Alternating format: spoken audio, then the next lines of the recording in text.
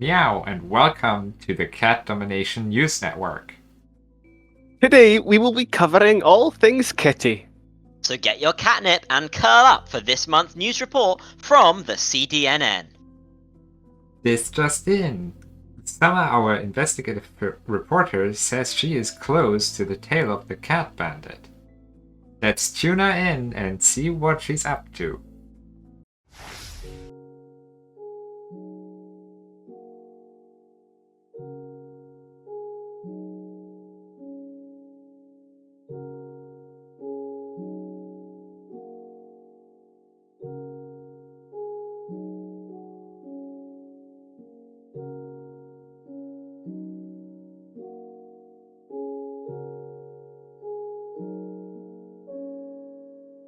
Why do these towers have to be so high up?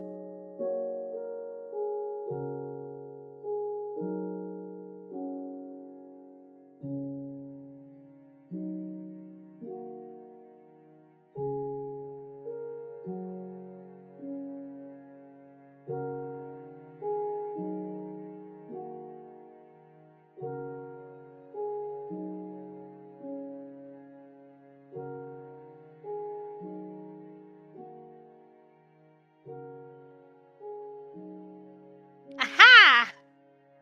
What are you doing?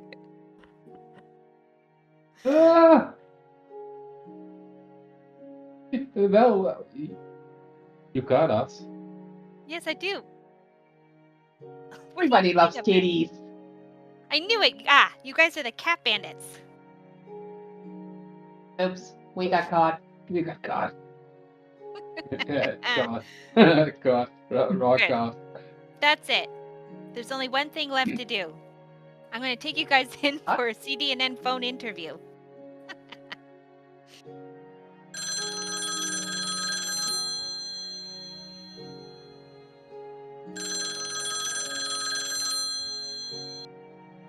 That's odd. Where are the anchors? You found us special cats. They love your show. They've been plotting how to join it. Well, naughty kitties, they likely got rid of your news anchors.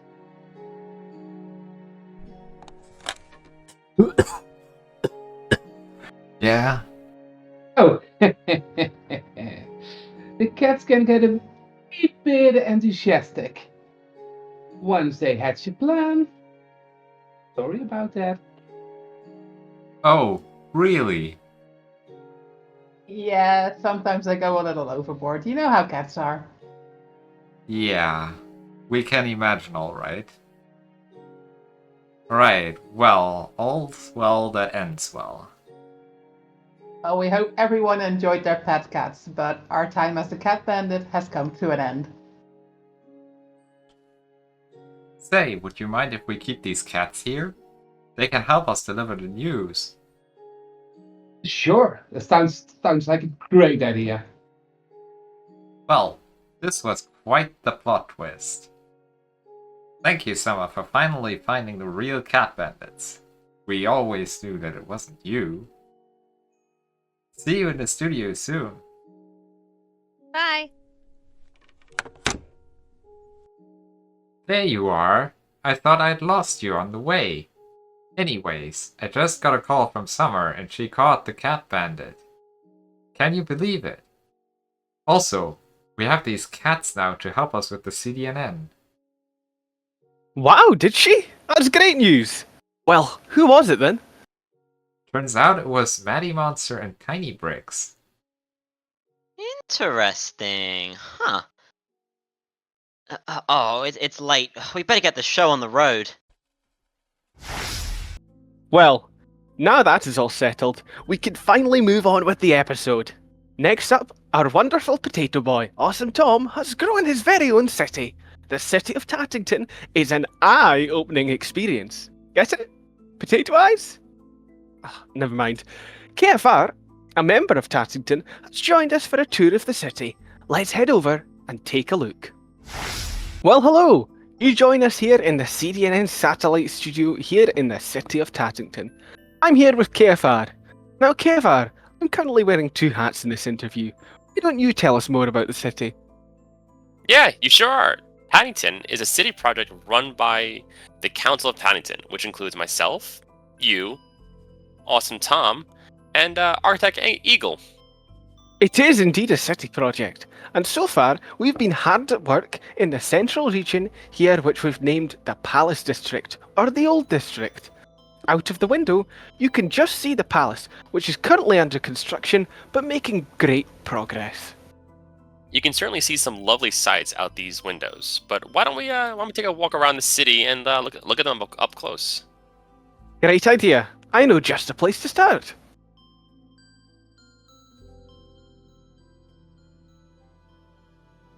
So Monty, why don't you tell us a bit more about where we are right now? Yeah, so this is the Royal Bank of Tattington, and it's one of the 3 major landmarks in the city. Yes, this was one of the only surviving buildings we found when we discovered the city on our journey to Survival 6. It's great that you mention that, because that's how this all started. We were on our way to Sur 6, passing through these vast valleys, when we came across the ruins of this city. A few crumbling walls, some battered buildings, and a palace up there on the hill. We found vast wealth in the vault below this bank, some old books that talk about the city's finances. It seems whoever was in charge of the city was spending a lot of money on a great war. We did indeed. Those same books also reference a great library where the rest of the records were kept. Hopefully, when we find that library, it will tell us more about how and why this city was abandoned. Where's to next, KFR? Let's head down Palace Avenue to Central Taddington Park.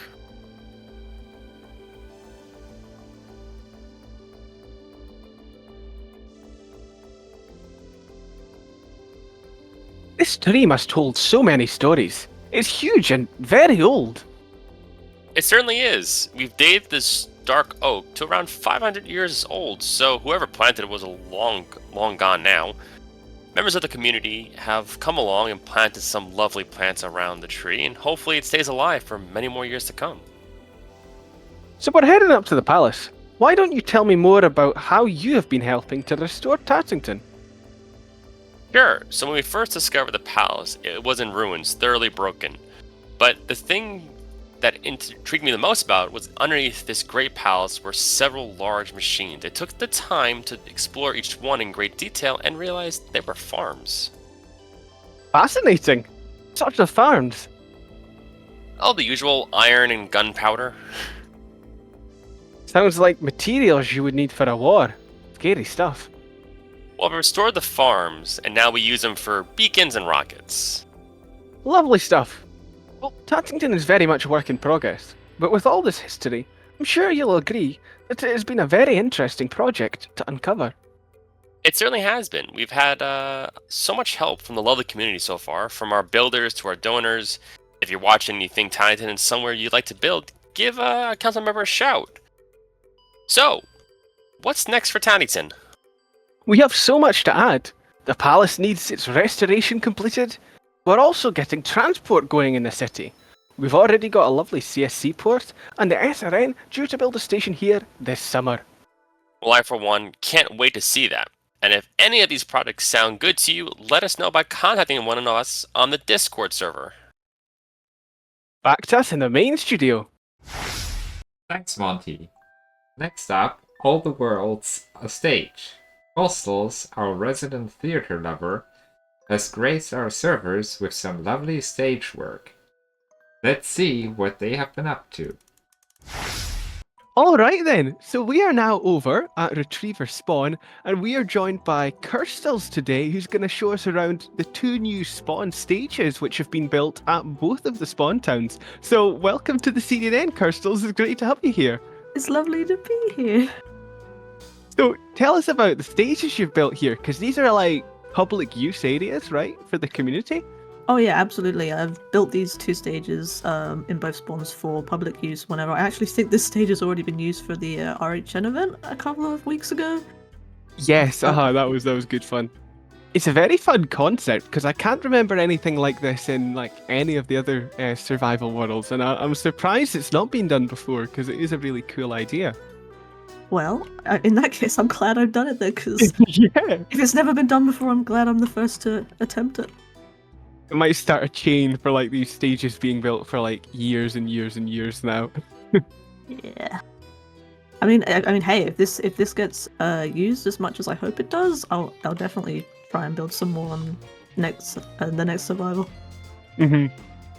And like, there's a lot of stuff backstage as well, right? Yeah, it wasn't just me building a stage at the front and like adding like the boards over there for like different events and messages and stuff. I did want to add a little backstage area for like, you know, because like stages in real life have like orchestra areas and backstage for where people get ready for performances and stuff. So I wanted to add that in the back as well. Absolutely. And was this the first thing you did when you joined Dogcraft? Because I know you joined in Survival 6, right? I did.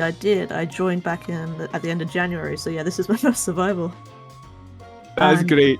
Yeah, I'm pretty sure this is actually the first thing I did. I had like it like downstairs, like all of my stuff that I was using to build for this, and it was the only stuff I had. I had not made a base for myself yet, so yeah, this was technically my base for a little while. I love that. The first thought when joining Dogcraft is, I'm going to build a stage. And it's worked out really well.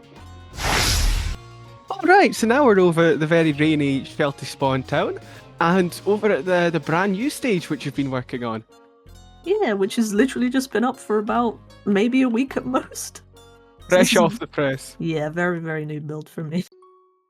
And you were just saying earlier how this has got like a glass ceiling all the way up the top. Yeah, the one on the Retriever doesn't have a ceiling yet, but someone has suggested me a couple of months ago, it's like, hey, once you finish this, maybe to block out the rain, just put a glass ceiling above, and I took that as, don't make a glass ceiling that everybody could see, but put one way up above the clouds when no one was going to notice it. And it's worked so far. The other stage was just a stage built inside of like a mountain, but this one I was like, I'm looking around at the other buildings in the area and going, I could make something kabuki themed, like Japanese, and I looked up images of how those stages looked, and a lot of them are inside, but I wanted to still fit with the like outside stages that I'd already made. So I built one that was outside and had like a little inside area for other things. I do really enjoy that, and it blends in very well with the rest of the spawn area here. So hopefully at some point in the future, you know, there'll be buildings all around here, and the stage will be like a nice central part of the spawn area. Yeah, I hope so too.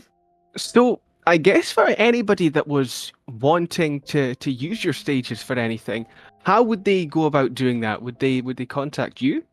Yeah, I have a couple of boards on both of the stage areas where I've left my Discord and in-game name, so people can message me either inside or out of the game, whether or not they want to use the stage for an event, or if they just want to have like a meetup here for people that are doing like little things around the server. And in that case, if they need to use the areas further, I can give them a trust to the area, and so they can build here and add like decorations or stuff like that if they need to. Fantastic, yeah. So here's hoping that they can get used for lots of events throughout Survival 6. I certainly hope so. Yeah. Well, thanks so much for being here, Kirstles. Do you have anything else to add? God, what do I say? I guess one thing I will say that's kind of not relating to the stages, but this has been an amazing server so far. I've literally only been on here for not even 3 months. Sorry, not even 4 months yet. And I don't think I found a better community in a Minecraft server, especially after like 3 or so years of not playing this game whatsoever and not like looking at any kind of Minecraft content for a while. So this has been a nice like welcome back to the game, I suppose. It's really awesome to hear. Like the Dogcraft community is just something else. They are a really friendly bunch.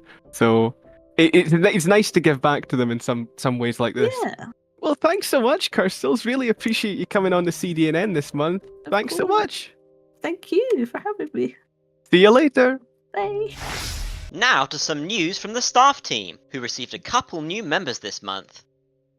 That's right. After an application form had been opened quite a while ago, the Dogcraft staff team greeted some new members on the 18th of March.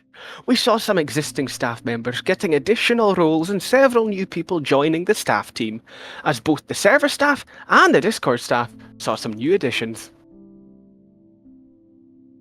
The server staff welcomed Awesome Tom 21, Matty Monster, Cosmic Moonlight, and Solar Starcat as new chat mods, and the Dismox did. How do we do that? Cool. The server staff welcomed Awesome Tom 21, Matty Monster, Cosmic Moonlight, and Solar Starcat as new chat mods, and the Discord staff greeted Salty Shear, 1998 Laura, Owen, and Montinator to their team as Discord mods. Congratulations to all of you and welcome to the team! So, Monty and XP, what do you think Brig's favourite colour is? I have no idea. Honestly, I've never asked. Well, this month we have a special treat for you. Nars had a Q&A session with our head mods. Let's see what they had to say. Hey guys, thank you so much for tuning in. We are having an interview today with our head mods. It's going to be the first time ever. I am your host. It's Nars. Just call me Nars. We have Princess223 here. I am Princess223. Yep, that's me. Yep. I joined Dogcraft in February of 2019, so that was back in Sir 3 days. And we also have Summerflower1234. My name is Summerflower1234. So I was around a few months after Sir 1 started. Do you guys have a project that you're fond of from all this time? Back in my day on Sir 1, I made a turtle for her base, and I named her Wendy. She's my favorite. It was my favorite project. That's very cute. Turtles are always adorable. As far as builds or something goes, I've been involved with a lot of builds over the years. Pharaoh's Park, I think, was my first group project that really kind of broke me out of my shell. This was back on Sir 3. I met a person by the name of Rage Cage and some of his friends, Stormageddon, and we worked really hard putting together an amusement park in the theme of the pharaohs, the ancient Egyptians. Sorry. We had a maze, parkour, putt-putt golf. It was a lot of fun to put it all together. But I think my favorite project that I put together and probably the most proud of is Pause for a Cause. That is where you guys, the players of the community, can put in a request and somebody from the staff team will come in and help you with that task. If it's maybe doing some terraforming at your base or interior decorating, or just, coming to help dig out a chunk or something. We can't build your base for you. That takes a lot of time, but smaller projects that maybe you just want to have a chance to get to know the staff a little better. We get to know the players a little better. It's had its success, and then it kind of died out a little bit, but I'm hoping for a revamp with that project this season. We actually have a question from the Cat Bandit, but they asked, is there a question that you wish would be asked so that you can finally answer? Kindly, the Cat Bandit with a heart emoji, which was very cute. I think the one thing that I think all three of the head mods and even staff really would love to get across to everybody is that we are regular players, just like you guys. We work on a volunteer basis, so we don't get paid to do this job. Sometimes it's stressful. Sometimes it's there's some hard decisions that have to be made. But we're regular players, just like you guys, and I would love to see this, and it's one of the reasons why I wanted to start the Pause for a Cause program, or project is just to show that we're just like you guys. I know sometimes we come across intimidating, a little scary, but I promise we want to help more than anything. If you think you've done something wrong and you might get in trouble, most chances is we're just gonna be like, hey, please don't do that, and that'll be that, right? So please don't ever be afraid to contact us for anything. If you have a question, if you're not for sure if something you've done fits with the rules, we're more than willing to come and say, hey, yeah, this is perfect. You didn't do anything wrong. This build looks great. Whatever the case may be. We want to help more than anything. So please don't be afraid of us. We like you guys. From the head mods all the way down. And it really bleeds into the rest of the community as well. Everyone that I've met here have been super nice and accepting, and especially with community projects like the NTN, everybody sort of bands together to work on things, and it's probably one of the best communities that I've ever been in. So thank you guys, first of all, for doing so much hard work for all of us to keep this a safe and welcoming place. Oh, we wouldn't have it any other way. Yeah, this is the kind of community that we like to be in. We don't want to be in one that's not like this. That makes sense? Mm-hmm. Yeah, so you just have wanna... to make it what you want and put the work in. Yeah, because it really, whenever it comes to the internet, you cultivate your experience on the internet. And if you want like a safe place, you go ahead and make it a safe place. Yeah, hopefully your entire team is on board with that, and hopefully you find individuals who would be willing to help support that vision and, work with you on it. Yeah. And I gotta say, on that note, I think we have one of the best teams. The server staff team is absolutely phenomenal. Mm-hmm. Oh yeah, everyone that I've met here has been like super nice, and especially working on like team projects and stuff. I've noticed that a lot of the team is just kind of some goofy goobers. We're all just You a bunch can of say goofy that goobers again. here. Yeah, you can say that again for sure, especially with Abe Wham over there. Oh yeah, absolutely the goofiest of goobers, actually. Absolutely. Don't let his cute little face fool you. Those glasses hide mischievous eyes. But very much so. You should see us in a staff meeting. Oh oh Lord. goodness. Yeah, I this can is only pretty imagine. team. Another huge thanks to the head moderators for joining us for an interview at the CDNN HQ, and especially thanks to the audience members and Cyberdogs who sent in questions and participated in getting to know the team a bit better. Make sure to watch the complete footage of the head mod interview in the link below. Do you love shopping and spending all of your money? Absolutely not. Let's take a look at the new mall. I am here now in the brand new server wall, and oh wow, this is looking quite interesting. I appear to be standing on what looks like some giant Ren coin, and there's a drop over here, so let's go down and take a look where this leads us. Ah yes, the rule board. Here are the rules for the Survival 6 Mall. There are 3 different types of plots in the Survival 6 Mall. A single plot, rented by one person and only containing shops by that person. A shared plot, rented by one person, but can have shops from other players in it as well. And a spot in the community chest, 1 or 2 chest shops only. However, players are only allowed to sell items in one mall plot. That is, either their own mall plot, a mall plot they share with friends, or a chest in the community chest. Keep in mind that you are responsible for all your actions in the mall. You are responsible for the time you rent a mall plot, and no one, not even staff, can help you when their time runs out and everything is deleted, as this is automated by the shop plugin. You are not allowed to build farms or use redstone automation of any kind in the mall. Items sold by the server for Dogcraft dollars may not be sold for less than what you purchased them for. And finally, do not cause lag in the mall. Now these were the rules for the mall. But let's have some fun and take a look at the actual mall and at the shops that have already been built here. And maybe we can meet some people here as well.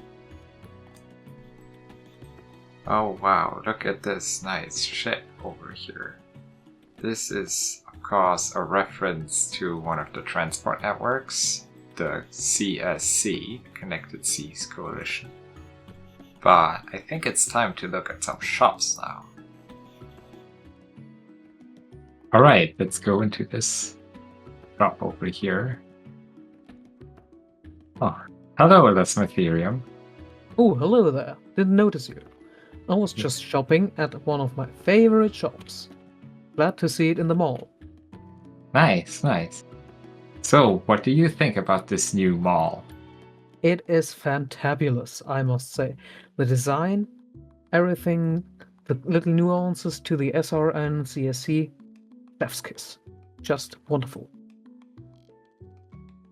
Nice.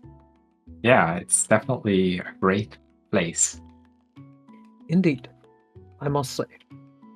Now go away, I must spend money. Money. Okay, well, thank you for being on the CDNN here, and I'll continue looking at the mall then. Have fun.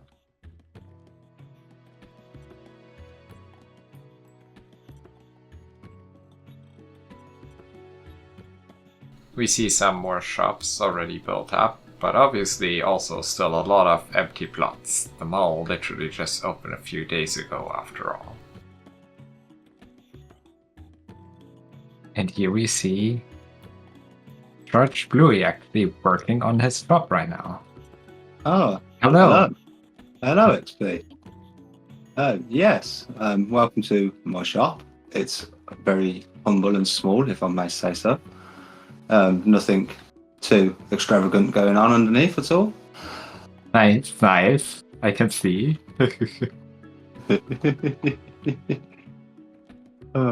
But I mean, I'm just going to jump the gun. Monopoly is my favourite game.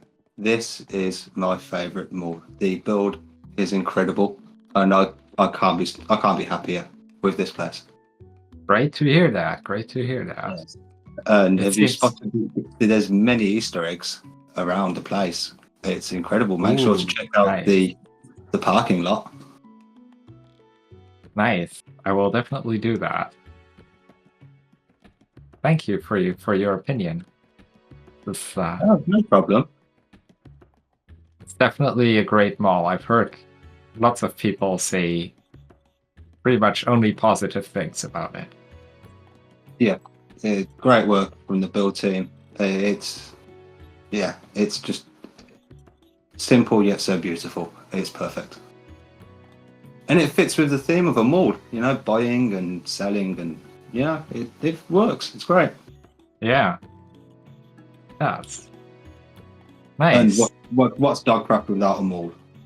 Everybody loves the mall. That's true, yes. Well, I Everybody must wants continue- to spend their money and buy things.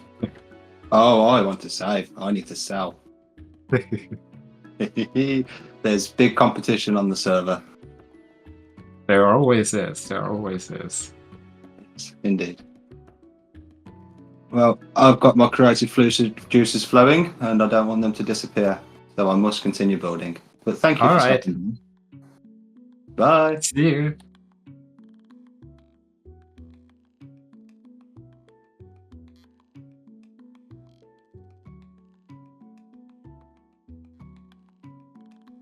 Now here we have in the corner a special plot. As you can see, this one has amethyst blocks on the ground rather than the dirt that all the other empty plots have. And these amethyst block wall plots actually are not for rent to players. These are several mall plots, and will be populated by things like the DCT and other admin kind of shops. So hopefully we'll see some of those come up soon. And here we have arrived at another site, and this has some roads here, so it's clearly dedicated to the RHN, the Road and Horse Network, who are building all the roads around the server. And let's continue and see what's around the next corner.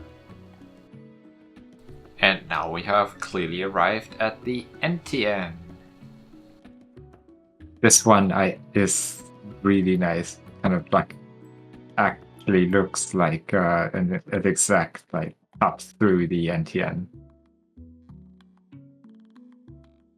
Obviously, in the Nether, being completely enclosed in all directions, kind of hard to depict, harder than like the SRN and the RHN and the CSC, but they did a very good job here at kind of cutting through the section of the Nether and showcasing the NTN here.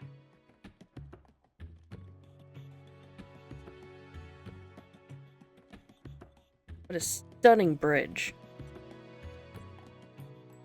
I don't remember who said it, but someone of the SRNs already said, like, who built this bridge? I might need to steal this design for an actual SRN bridge. I mean, it would work. It's, what, 5 wide?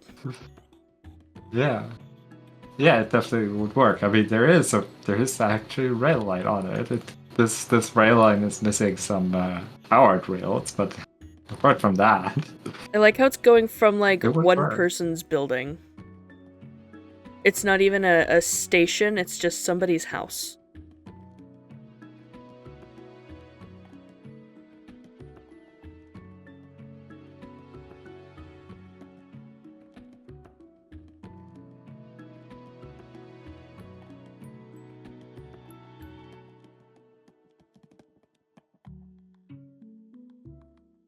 So what exactly is the community chest? The community chest is a special mall plot where if you just want to sell 1 or 2 items, you can put in, there's a form on the website where you can request a spot, and then you will be given a spot in the community chest or 2 where you can sell your items. Then you don't have to rent your own mall plot, but you are also restricted to only selling a maximum of 2 items, because you only get 2 chests in the community chest. And there is, of course, a rule for the mall that says that you can only have shops in 1 mall plot, either your own or one that is shared with someone else, or in the community chest. So if you have a shop in the community chest, you cannot have your own mall plot. So this is very much meant for people that only have 1 or 2 items that they want to sell, and that might not want to rent an entire mall plot for only 2 items. Makes sense. Well, this is it for my mall tour for this month's episode of the CDNN. So, back to the studio. Even just walking through the boardwalks looks like a lot of fun. You know what else seems like a lot of fun? The Canine Kingdom! Let's see what everyone from that project has to say this month. Hey Cyberdogs, it's the Canine Kingdom team here with an update for Canine Kingdom. Since our last update on the CDNN, we've had quite some remarkable progress and cannot wait to share it with you. We are nearing the completion of plots claimed and built in the first district. Very shortly we will be looking for volunteers to help decorate the district. We will also have plots left for a mini golf and would love to have the community involved in making a whole. Plots are now available in our second district. Key features of this district include larger plots for larger games. We are always interested in having people build games, and plots are open for being claimed. If you are interested in any of the above initiatives, feel free to contact the park managers, Harihimihi, Zambaka, or myself, XP Wonder, to find out how to help out. And even if you want to play any of the minigames, feel free to come down to Canine Kingdom for a howling good time.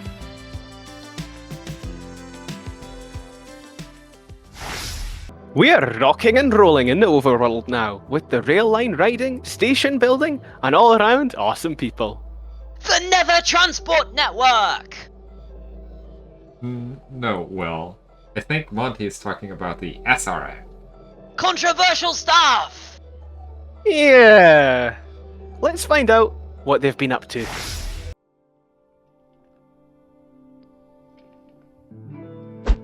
Hey Cyberdogs! As work continues on the SRN main lines this month, we'd like to show off some of the great progress happening within the SRN branch lines. Remember, these are lines that connect to player bases, towns, and other points of interest. Anyone can build a branch line, so if you have a place that you want to connect to, please reach out. Let's first look at the southeastern region of Retriever. Heavy Dork has been hard at work building tracks and stations for a large branch line between Golden Station and Copacabana Station. Jollity has also built a station at the island she shares with Necrovecro. Other stations on the line will include one at the base of Atom Zack, one at Magmason's Ocean Island, and another at Civ Heroes base. Progress has continued in the northwest of Retriever 2, with the design for Tattington Station well underway by myself, Montonator. There are lots of other areas around here that will be linked up too, such as the Dogcraft Transport HQ, of which the SRN HQ and station have been designed by Zetes. Other connections include links to the nearby town of Califort Moor and Latrobe's base to the west, as well as Shaco's base and Hritias Mage Tower to the east. Further north, connections are planned for Itznars's base, Dwinmouse's base, and Tangle of Trees and Teddy's base, Time Warp. Another line going west from Tattington plans to link up Sam H3X's racetrack and Lord Arky's base. Let's head over to Shelty, where great work has already been done linking up areas such as Mshrang's base, as well as Bryn and Shout to the Seas area, with plans to head westward still and link up the Pepper's base. Additionally, another track leads from Canal Station to reach I'm Arms Island. In the southeast, XP and Kemi have been making grand plans, with a line from Water's Edge planning to reach the minigame district Canine Kingdom, then onto Kemi's base Cape Kemichi, and Cactus Brothers Inc. Zambaka's base Operation Point. From there, plans for a line northeast to Sun Tosa Village, and then the Y21 duo Jimsfur and GV Kermit's base is also on the cards. Finally, let's head to the northwest of Shelty, where Edelin is hard at work building a station at their city, Schwan. Further south, James Longstrider's Archipelago is also planned to have a connection linking to the Shelty North Line, with other potential stops including Orphelia 4's base. Have your heads exploded yet? Sorry for the information-heavy segment this month, but we really wanted to show off the grand plans for all the fantastic branch lines being built. The hope is that many of these stations will be completed as we reach the middle of 2024. It's certainly an exciting time for the SRN. See you next month, Cyberdogs. Choo choo. Well, that wraps up this month's episode of the CDNN. I love cats. I love going home. Stay tuned for the next one. Be well!